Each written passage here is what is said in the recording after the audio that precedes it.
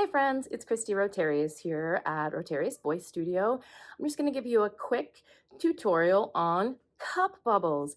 Cup bubbles are used therapeutically in vocal rehab all the time, but they are one of the best tools for any voice user to keep their voice in shape, reduce inflammation after long rehearsals, if you're ill, any of those things.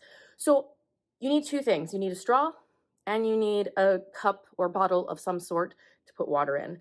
I prefer using a bottle that has a small neck of some sort. Kombucha bottles work really well. I don't know. I like that. This isn't one of those, but I like those. And a straw. A bent one tends to work, well, it doesn't really work better. I just find it more comfortable when I'm doing bubbles. So you want to fill the water at least halfway. It depends on kind of the size of your receptacle and if there is a smaller neck, but mine's about 3/4 of the way, I'd say. But you can play around with the depth of the water and then the depth of the straw into the water. You want it to be in there at least an inch. Sometimes I go down deeper. You kind of will play around and see what it feels like. And you just are gonna hum while you blow bubbles in the water.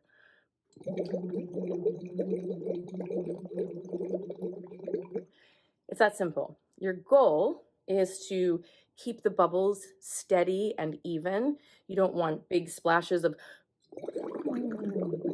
like uneven unevenness. You want to keep it even so it's a steady flow of air. What happens is the bubbles create a back pressure, which acts almost like a massage on your vocal folds, vocal folds. I think there was a combination of chords and folds together, and it also balances the pressure above and below so that it's super gentle, super healing. So the magic number is 2 minutes. You need a minimum of 2 minutes to receive the therapeutic effects, but you can do this as long as you want. So my favorite routine with the bubbles is starting on a straight tone on a speaking pitch. So that will be different for everyone. I'm speaking about here right now. And you just breathe and repeat. And you just do that for a little while. And then after I do the straight tones on speaking pitch, I like to do slides, always from high to low, not low to high. I prefer.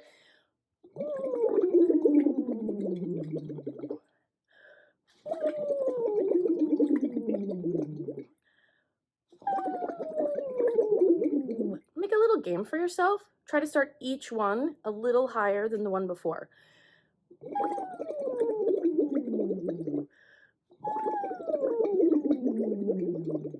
And then to get super fancy, I like to follow up those slides by doing what I call zigzags, also from high to low. No particular pitches are required, but it'll sound something like this.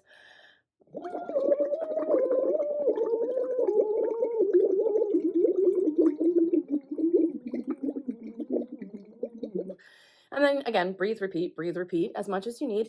And then I like to finish it out going to the lowest note that feels comfortable to me.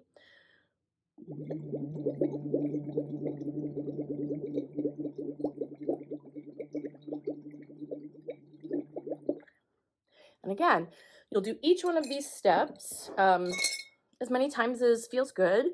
Breathe when you need to breathe. You don't have to do long phrases. It doesn't matter. And just keep repeating. Focus on the bubbles, keeping them steady and even. It's trickiest when you're doing the zigzags. So you really want to pay attention to those and make sure you're not doing sort of bursts of air as you're going through. But the most important thing is to do this as a cool down. It's great to do as a warm up. It's great to do throughout your day to keep your voice feeling loose and comfortable, but especially after a long rehearsal or performance. Do that for about 5 minutes or right before you get into bed. And what happens is it will promote blood flow to the area, and that will promote healing and reduce the inflammation while you sleep. So rather than wake up the next morning with a very hoarse voice, you'll hopefully wake up with a not hoarse at all, but at least a less hoarse voice, depending on what else you're doing with your voice. So that's cup bubbles. Please reach out to me if you have any questions.